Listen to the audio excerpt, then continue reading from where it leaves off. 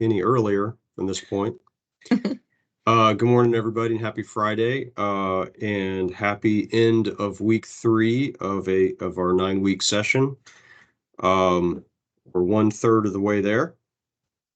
This morning, I'm going to go through just kind of a quick update of the highlights of the week, maybe the highlights of next week. So I'll cover schedule first. We have two hot kind of priority bills. One of them is the stormwater ratification bill, so I'll spend some time on that. And the other is the big funding bill from the Seminole Compact. I mentioned it last week, and I said I would do a highlight on it, a deep dive on it this week, and I will. There's a lot to unpack in there, a lot of kind of radical, potentially transformative actions in there. So it's something that everybody needs to get aware of. And then I'll go through the bill actions for this week in priority form, and then we'll open it up to questions. Okay, so first, like I said, we're 3 down, 6 to go. This week we had about 5 bills pass through their normally first committee stops. There may have been a bill or two that's gone through 2 now. We had House and Senate committees meet this week. Same thing next week. I've got a couple of calendars open. Let me see if I can navigate around. I've got a bunch of screens open. We've got significant meetings on Monday when the House Water Quality Supply and Treatment Subcommittee will be hearing significant bills that we care about, including the stormwater ratification bill for the House version. They'll also hear the enhancement, the mitigation bill by TrueNow. That's on Monday, and a couple of other bills. Also next week, Senate will have a couple of our bills up on state affairs and on environmental natural resources. So those meetings are primarily Monday and Tuesday of next week, if anybody's Jeff, up in town or wants to see them. Jeff, Yes, sir. I'll need a couple of minutes on stormwater, but keep going, and then I'll opine. We'll do stormwater next, Bob. I just wanted to hit the schedule real quick, and then we'll get into priority bills. Actually, it might be worth wrapping up with priority bills, because we could maybe run long. So if I can just knock out the bill list real quick, because it won't take long, then we can switch to priority bills. And let me go ahead and share screen. So Laura, did you send I know you sent the first version out to everybody. Did you send this version out? Are they looking at the same version I'm looking at? I actually just put a link to it in the chat. Okay, thank you. You're welcome. So this is the weekly bill tracking list that Laura's been sending out. There's a link in the chat. It's ordered by action, so the bills that are moving are at the top, the bills that aren't are at the bottom. I'm just going to run through pretty quickly, just to highlight the activities. Only about the top third of this whole report has had any action in the last week, so that's where I'm going to focus. So next week, TrueNow's mitigation bill will be up in the House for its first stop. This is the one that expands the opportunity for private entities to do mitigation on government lands. There's a few other tweaks in here intended to improve the availability of mitigation credits. Safe Waterways Act is the one that would transfer the bacteriological monitoring program from DOH to DEP. It is on its first House committee stop next week. The mangrove replanting and restoration rule bill will be on its first, the House version will be on its first committee agenda next week. Overdorse environmental management bill, which has the side slopes in it. It has a few other things in here as well, but the side slopes, kind of how most people are thinking about it, stormwater side slopes, that's in pass through the House first House bill or House committee last week. Excuse me, this week. No scheduled activity wait, I'm so sorry. It passed this week and it is on, no, I apologize again. I'm reading this too fast. Passed this week and not yet scheduled for its next committee stop.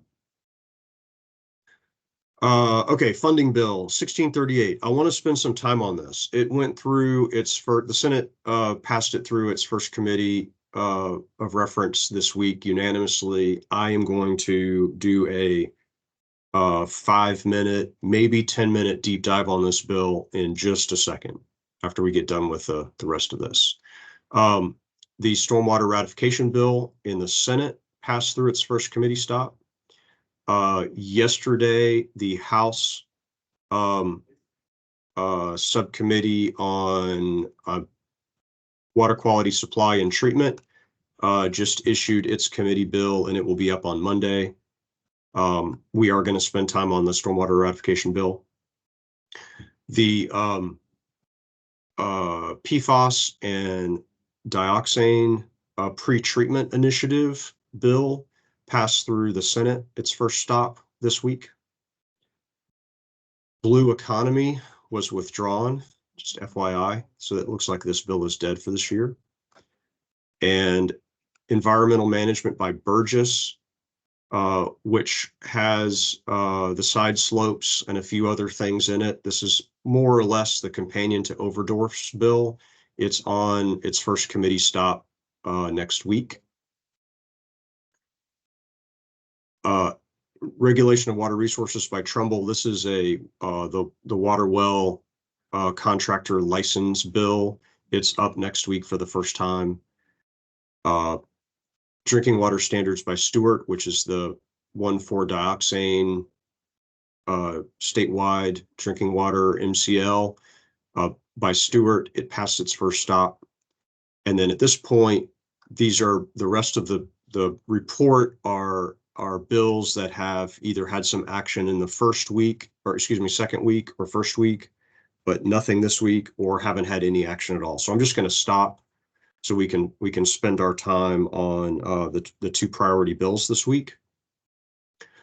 Bob, with your consent, because I know we're going to want to spend some time on stormwater, if you'll permit me to run through the funding bill first. That's fine. Okay, very good, sir. Thank you. So 1638 is the Hudson version. Let me, I don't have it committed to memory yet. The House version by Buchanan is 1417. This, from all of the chatter around town around environmental legislation, this is, believe it or not, even with the Senate, the stormwater ratification bill moving through, this bill is really sucking a lot of air out of the room.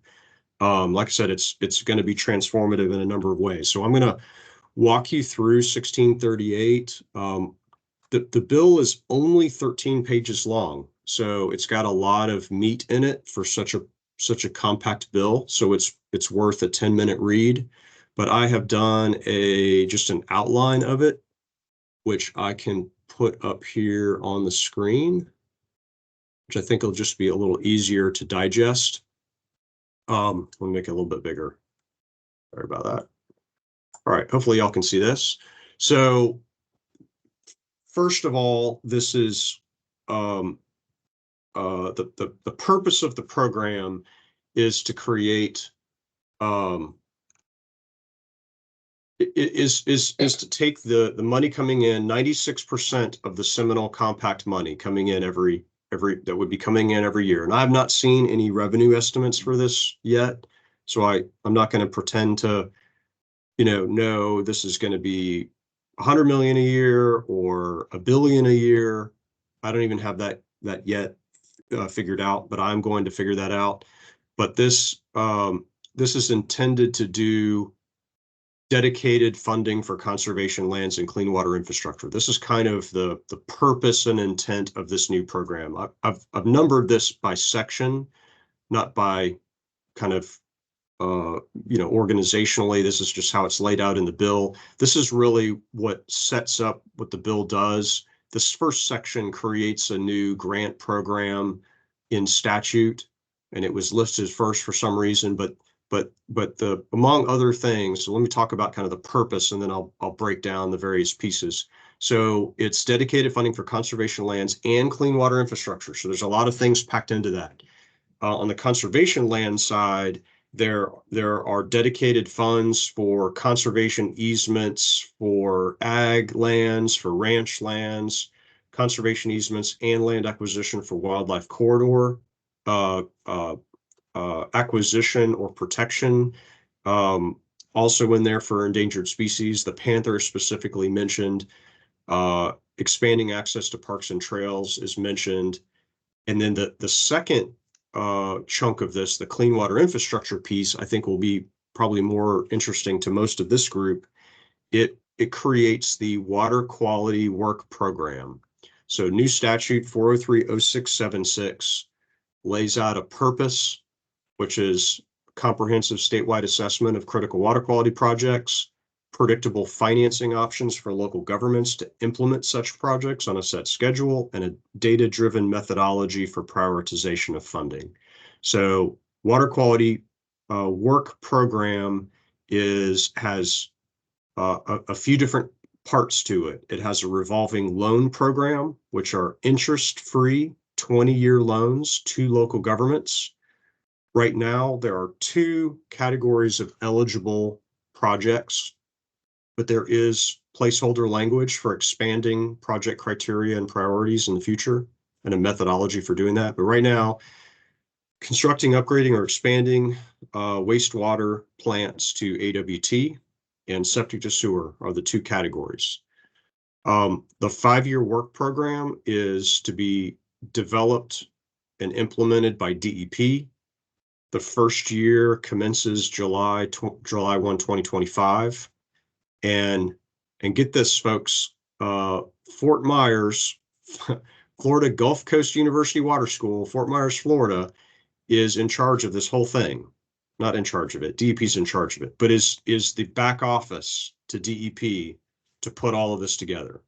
So rather than create a whole new staff, and this is what it looks like to me, this is my opinion of reading the bill, rather than creating a new staff within DEP to do this, there's money and direction to have the back office for this 5-year work program come out of FGCU Water School in Fort Myers, Florida.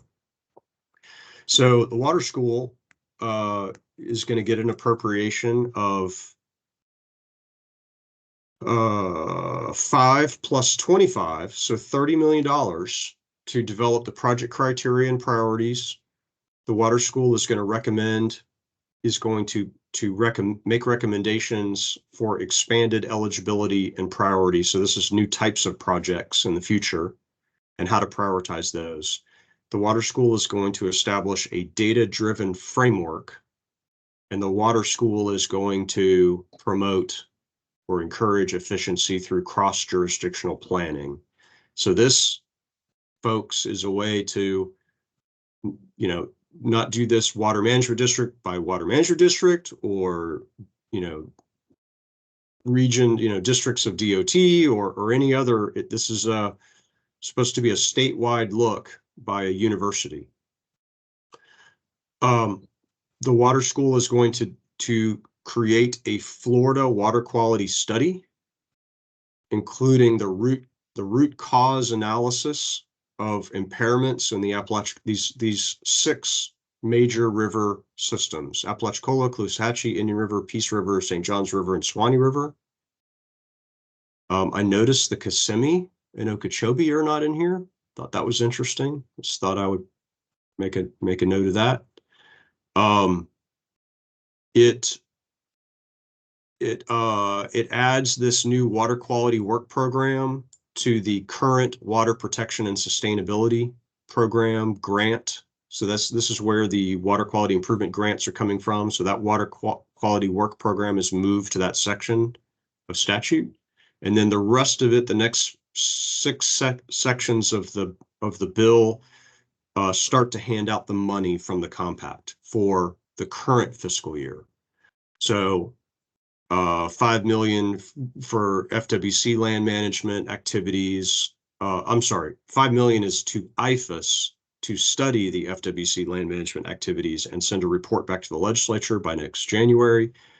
The 5 plus 25 to the water school, $5 million to begin the implementation of the work program, so it's ready by July 1, 2025. That's presumably what that $5 million is for. And then $25 million to do this root cause study of these 6 river systems. Then 11.5 to local trail management grant program. I kind of skipped over that. Let me go back to that just 1 second. So section 1 actually creates a new local government grant program where local governments can apply to the state under this local trail management grant program to support Florida greenways and trails, establish trails with local government operations and maintenance. And there is priority for any kind of connectivity to the wildlife corridor. So a nutshell version of this is Florida greenways and trails.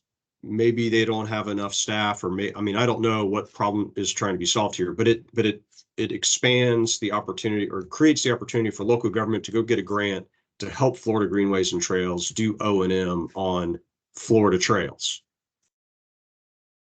Instead of the state doing it. So that there's 11.52 established in this new grant program, 11.52 for state parkland management, 34 for DAX land management, 65 for FWC, invasive exotic and land management, and 128 for fixed capital outlay for new conservation easements and land acquisitions, with priorities for panther protection, wildlife corridor, and protecting farmlands and ranchlands. And that is the bill. It is, like I said, a lot going on in 13 short pages. Any questions? That's big money. This is going to be big money. Has anybody heard any estimates on what the compact is going to spin out every year to the state? No. I meant to try to Google that before this call, and I just didn't do it.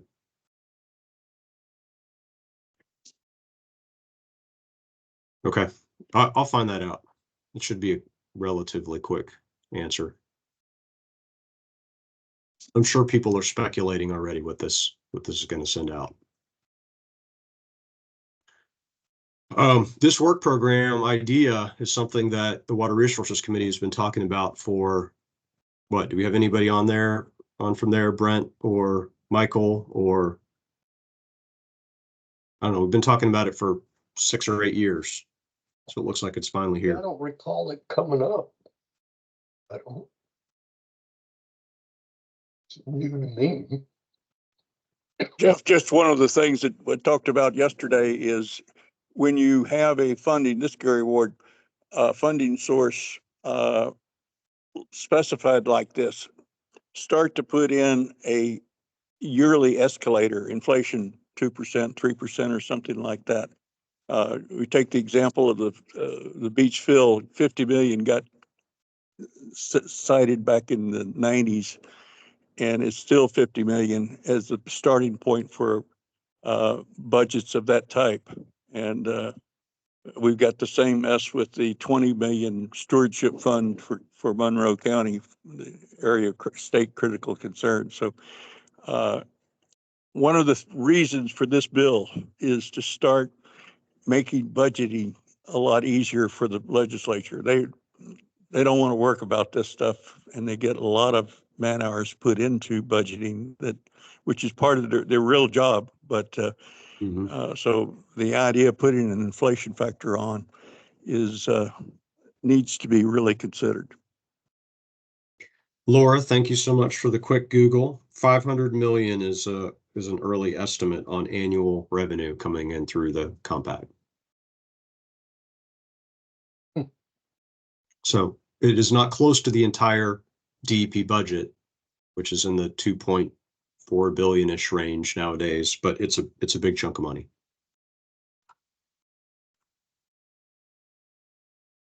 All right, I'll stop there unless people have more questions. So 1638, committed to memory. This is going to be something that we'll be referring to for years in the future, I think. And I suspect that as this program matures, new types of projects get made eligible and people get more comfortable with it, I'm sure it will evolve. So we'll likely see tweaks to the water quality work program 403-0676, just rolls off the tongue.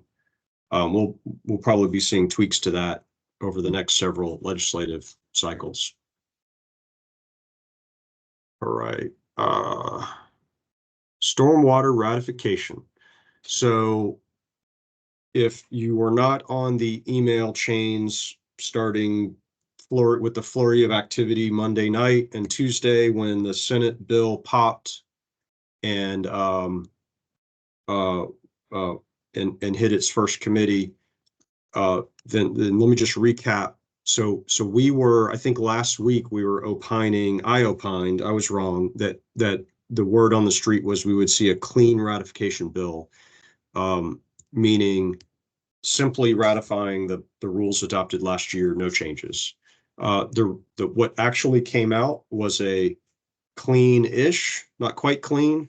Largely it was unaffected, but there were 4 changes made to the rules. So the way this is done in legislation, when you're ratifying a rule that's already adopted, is the legislature takes a surgeon's scalpel and says, change this rule provision X to delete these words and insert these words. So it was a strike and replace editing, surgical editing of the adopted rule. And then provided that the ratification bill passes, then it also has a mechanism in there where these words would be substituted. There's no point of entry for third-party challenges. It's simply editorial changes, and then it will become effective, on the effective date. There is some question right now whether the effective date is when the ratification bill is signed into law, or whether there's a defined effective date of July 1, 2024, for example. I think everybody that's been watching the ratification bill has been assuming that there would be a delayed effectiveness date so that people can be ready for it, plan for it. So it's not just going to be sprung on us when the governor signs it. So look for that effective date to be changed from upon becoming law, which is as it's written today, to perhaps July 1 of 2024, which is, I think, what folks are expecting. And the numeric criteria doesn't come into effect until 2025. Oh, that's right. Yeah, I'm gonna go through for the group. I'm gonna go through what was changed and the effect of those changes and when things are going to kick in, assuming this passes. So let me share my screen and in the report under 7040, where is 7040? I didn't see it in here. But, I skipped over it. That's right. In 7040, if you click on this, it's got the bill text. Does it not have the?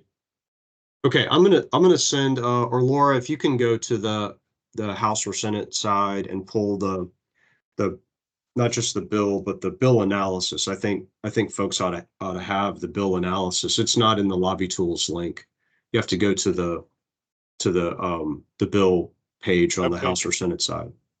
But the bill analysis link, or the bill analysis should be linked so that y'all can read the committee staff's explanation of the changes. So you're not just getting my watered down version, but there's four main changes. Let me go ahead and share my screen. This happens to be the House version that was filed yesterday. It is exactly the same as the Senate version. So this is comes out of the House subcommittee, but again, all the words are the same. What Section 1 does is says it's ratifying the rule. So this is the title, the rule title. The certification package was adopted with the Department of State in 2023. And then with the exception of the changes set forth in section 2, everything is codified. There's no new point of entry, etc. So there's no, this is administrative housekeeping, is how I would characterize this. In section 2, this is where the tweaks have been made, the adjustments have been made inside the rule. And I put them in, I said there's 4 basic ones. Issue 1 is adjusting the grandfathering section of the applicant's handbook, volume 1, which is in section 3.1.2. And this new change addresses an apparent concern that there were other grandfathering provisions of prior rules, so like statewide ERP, or even maybe the Panhandle ERP that may have had prior grandfather provisions, and the concern was that this new one would supersede and delete all of those prior grandfathering ones, and all of those prior grandfathering ones. And there may be 1 or 2 projects out there. I don't know.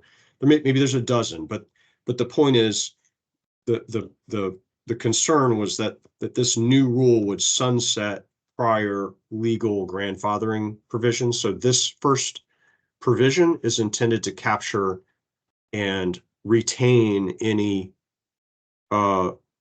grandfather provisions of other rules in existence prior to the effective date of this rule. Does that make sense? Yes. Okay. So when I read that, I think, okay, no big deal. Somebody must have said, hey, what about me? My grandfathering thing was left out of the list in this new list. So, please capture mine. And that's what this does. The next section, or the next change, adds commas around phrases in 2 provisions of 8.3.4 to make it more clear. So I would interpret these 2 as clarifying, not expanding or altering, but just clarifying that the post-development has to be less or equal to pre-development and annual average loading. So those 2 provisions, but only of those pollutants not meeting water quality standards. So not necessarily, copper or lead or whatever, but if there's a nutrient impairment, then your post has to be less than pre for nutrients.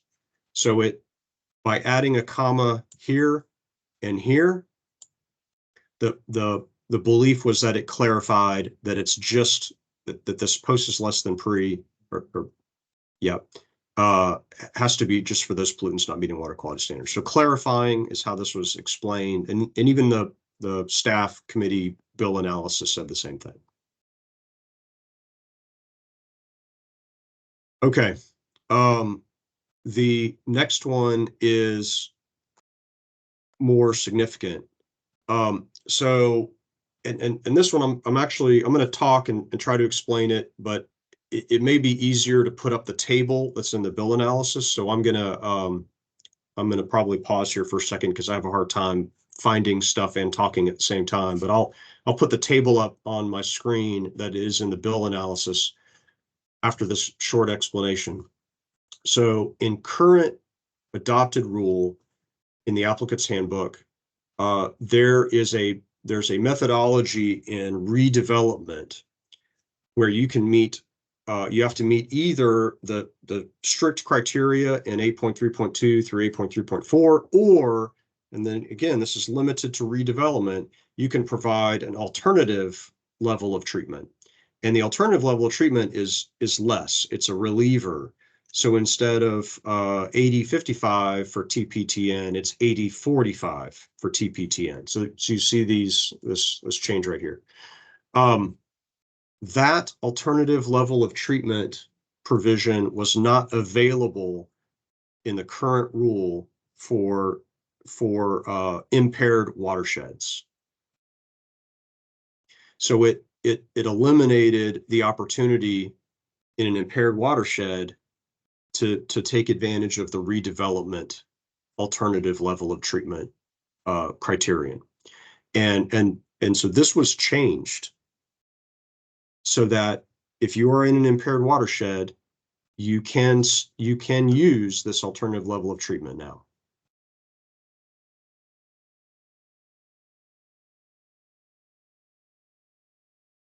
Okay. Jeff, I'll is pull the that page table up. 16 of the analysis? If so, I've got it pulled up. With the table, I think so. Yes. Yeah, sure. You want to Okay, put up one- on the That Sure, one screen? moment, table's please. pretty good. Yeah, the table's good. I Page like the 9. table. Do you want to throw that up on the screen, Laura, if you have it? Yes, working on it. Thank you.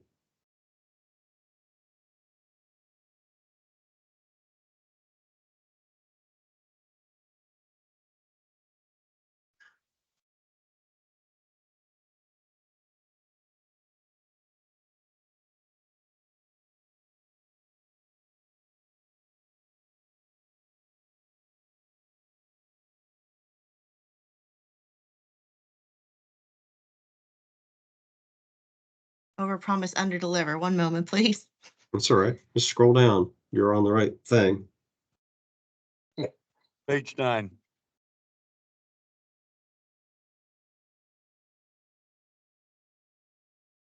We're running into overtime.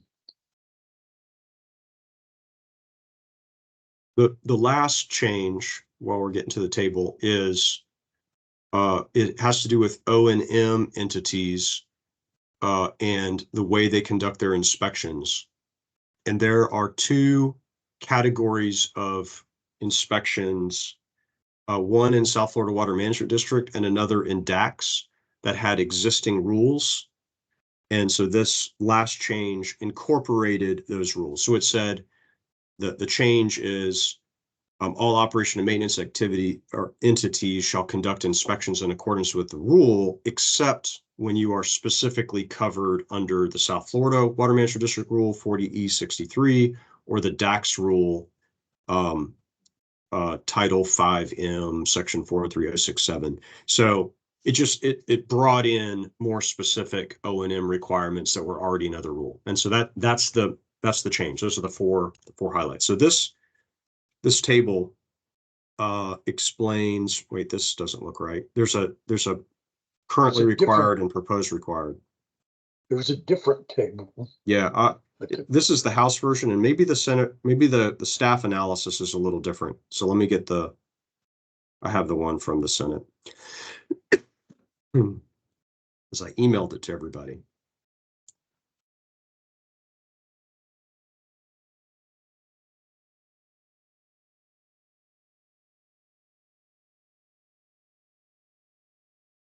All right.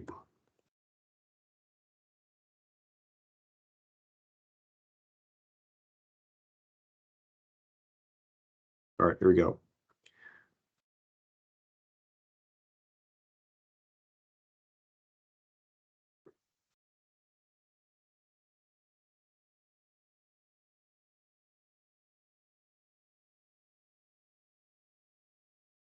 All right. That's it. So under what just happened? Under the current rules, this is what was adopted last year, and this is what is changed by the bill. The Senate staff did a good job lining these up side by side, because there's this is referring to a few different sections and there's some confusion. So the all other sites 8045, there's no changes. But when you are doing redevelopment in an impaired water, right now, there is no benefit, there's no difference between doing new development or redevelopment in impaired water. And I complained about this last year. There, water under the bridge. I think that John Coates acknowledged this was an oversight and needed to be addressed. And it was addressed this way. It was addressed, interestingly, where redevelopment, whether you're impaired or not impaired, is the same standard. 8045.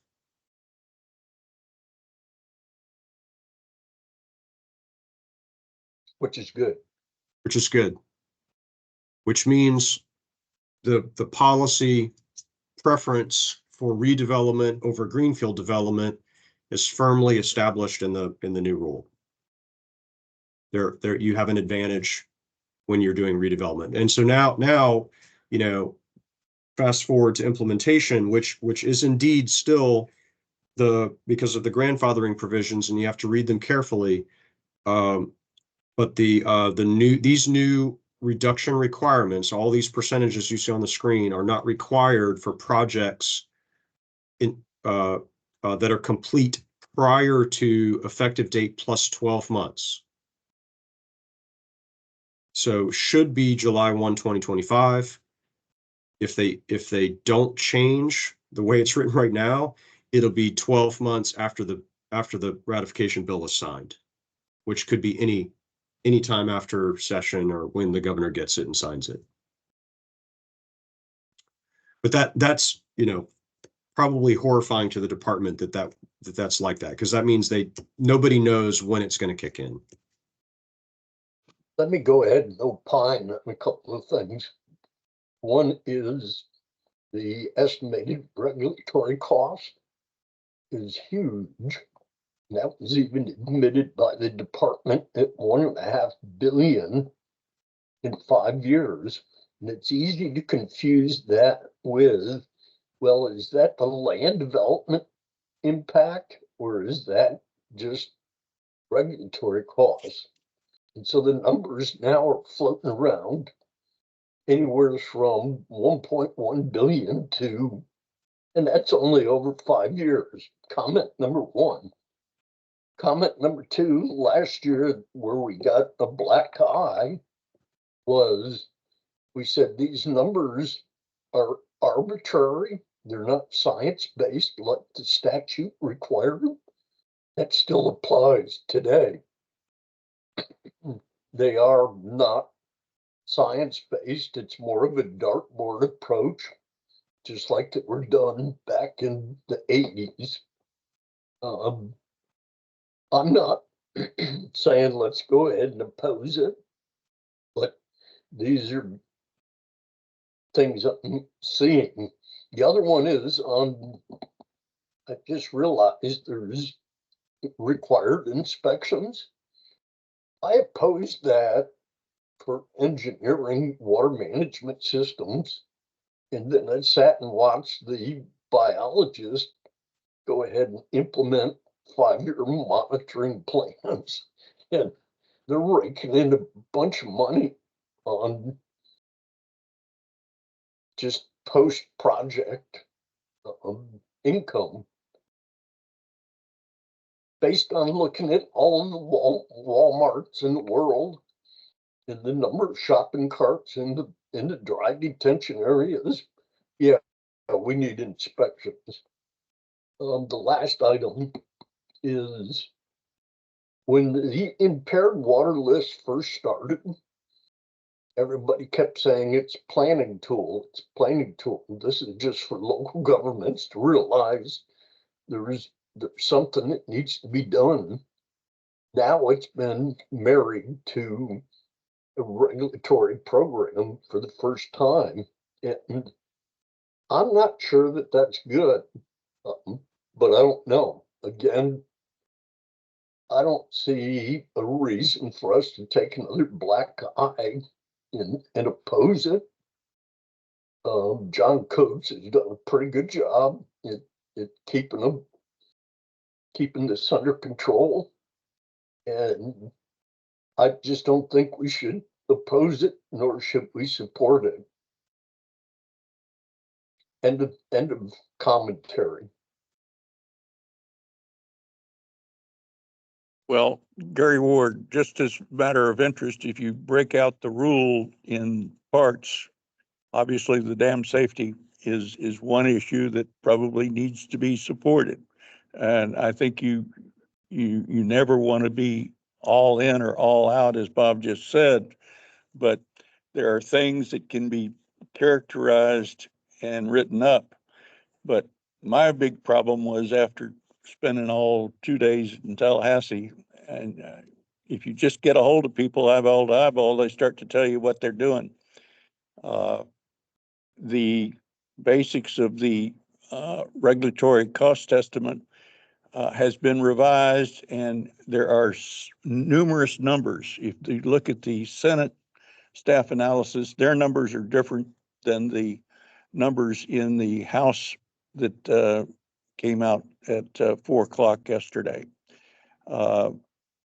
We need a copy of what has been filed, and that should have been back in April, May or so of the year. So we're 8 months behind in review of something that is now cited in both reports, both staff analyses, that says we've used these things. So I don't know what's in there. They can always be cited in an administrative process later on that comes around to haunt us. Now, Bob talks about maintenance, inspection, and monitoring. Obviously, maintenance is something I think we ought to support wholeheartedly, and that's what I told the chairman yesterday. She's asked what my opinion was, because she is a total involved AWRA person, and thanks to this organization, which I'm missing now, the Mangrove discussion that's going on right now. But Florida Gulf Coast is really going to be the focal point, their water school, of, as Jeff said earlier. It's a neat way to put money out of DEP into a academic government operation. And so we need to follow 1638 more than we need to follow the ratification, probably. Anyway, the sum is, I think you've got to support in part and raise issues in others so that people can have discussions.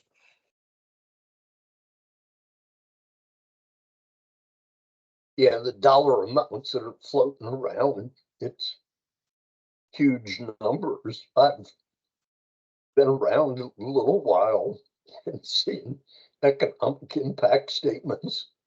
This one's the largest I've ever seen.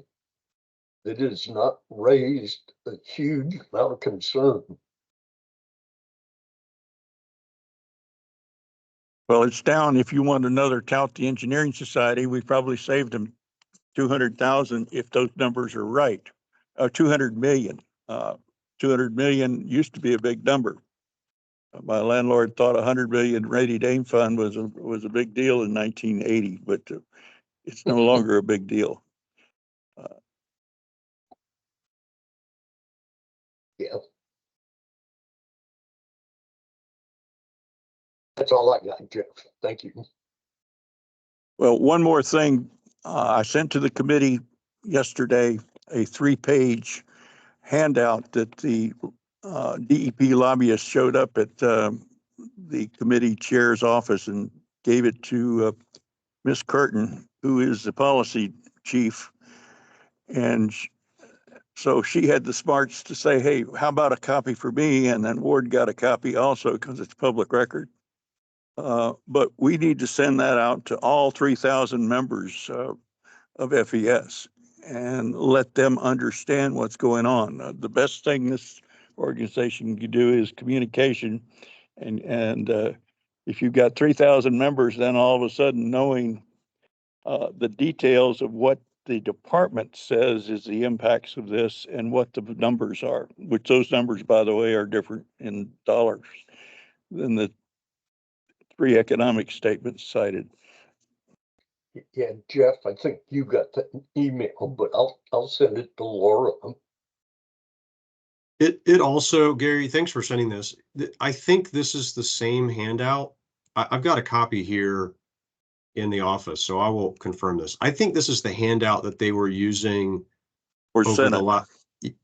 No, like they passed out a bunch of these at the Florida Stormwater Association. Like I think this is paraphernalia that has been handed out by DEP over the last. Well, no, it was revised as of yesterday because it does have the redevelopment bennies of the Senate. So it's January 2024. The table on page I'm looking or at, yeah, I'm looking at, also it's not impaired. Impaired. see the redevelopment limited sites, that's a new add-on. Okay, yep. Mhm. Concur. DEP doesn't hesitate to change the facts every day. The PR, that's the same as the governor.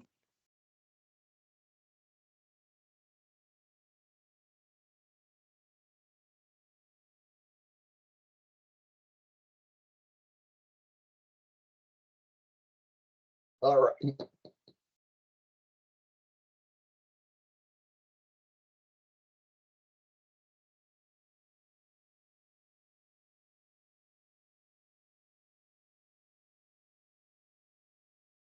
Laura, I'm sending you the handout. Thank you.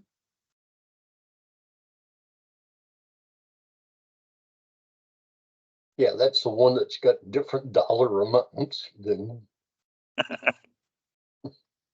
That's why we need the official filed economic regulatory statement.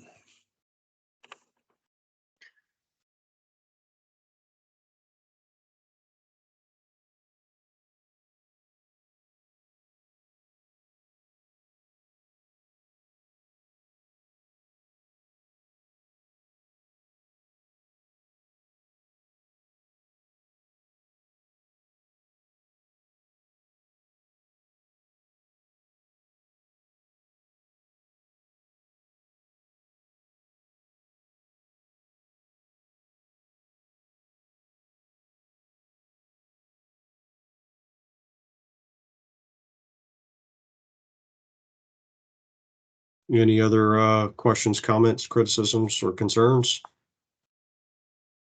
I haven't heard anybody pipe up on what they want to do.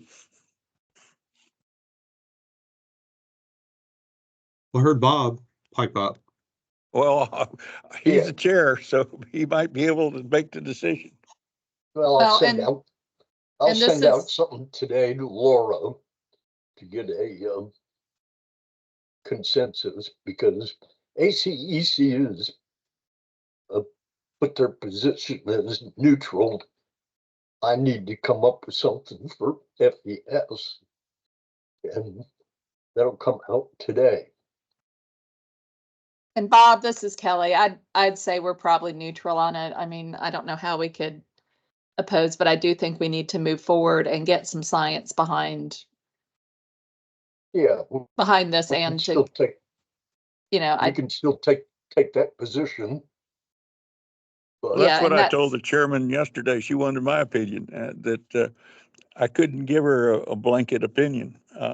But I definitely supported the dam safety. I thought that we needed to make progress in maintenance, and the technical issues of the nutrient reductions were undetermined, and the comma changes was a word merchant problem. A lawyer needs to tell me what the comma does. And Bob, you forgot, or Jeff, you forgot the one other thing that's in the bill. The last paragraph, 8 lines, says that no longer can we change volume 1 Oh. by the water management districts without going back to the legislature. I think that was an interesting sight. I do too, and thank you. Yeah, thank you for bringing that up, Gary. That is indeed interesting. that's big. Any future amendments to the applicant's handbook must be submitted in bill form to the speaker and president. Yeah, it's funny, the applicant's handbook was first developed as a guide. Now it's become the law. It's literally become law. To change it, you have to have a If this bill lawmaker passes, change it. that's right. Yep. Just as a matter of interest, my senator ran Senate Bill 406, which is the slope bill. It's only a 1-page bill, in her first meeting of the year. And I've been told twice now by staff it's dead on arrival. It's being laughed at as, why should the legislature be mandating slopes of a embankment in a water resource facility? So, 406 is dead now. Obendorf and Burgess have the same language buried in their bills, which are much broader. So it could become law, but people are laughing at why in the hell the legislature's involved in slopes of embankments. There's a lot of lawsuits on side slopes. Fine, then the lawsuits can deal with whether it should be vertical or whether it should be flat.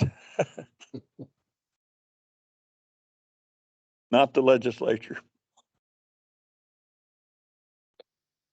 Thank you, Jeff. Of course, thank you all. As always, if anybody has questions, issues, requests for deep dives on bills for next week, please let me know. Unless otherwise directed, I will plan to have an update on all things stormwater for us for next Friday, and an update on 1638 regarding the water work program. Keep paying attention to 1638, because that's where long-term progress is going to be made or not be made. Agreed. Can I ask a quick question here? Yes, sir. Shaheen. Laura, do you know if we've taken a position on this particular item?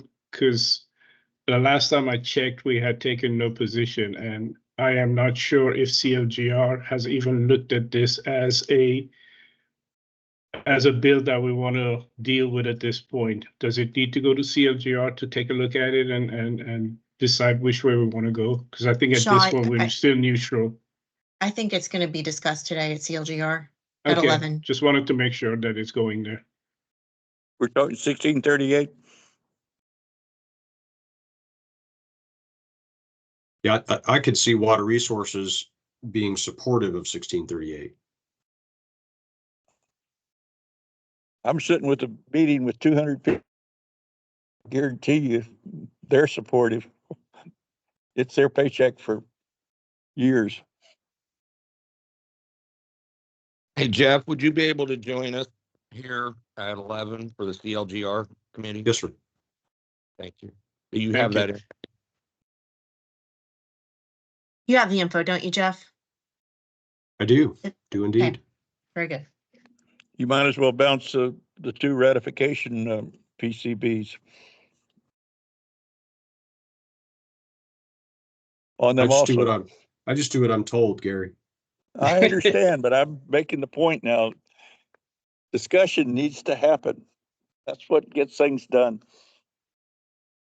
And I agree, Jeff. We'll just, I don't have a whole lot for CLGR in the general bill category, but so we can basically just take the time on these issues right here and see if we're going to actually take a position or not. I mean, what I'm hearing right now is we like parts of it, but we're going to remain neutral.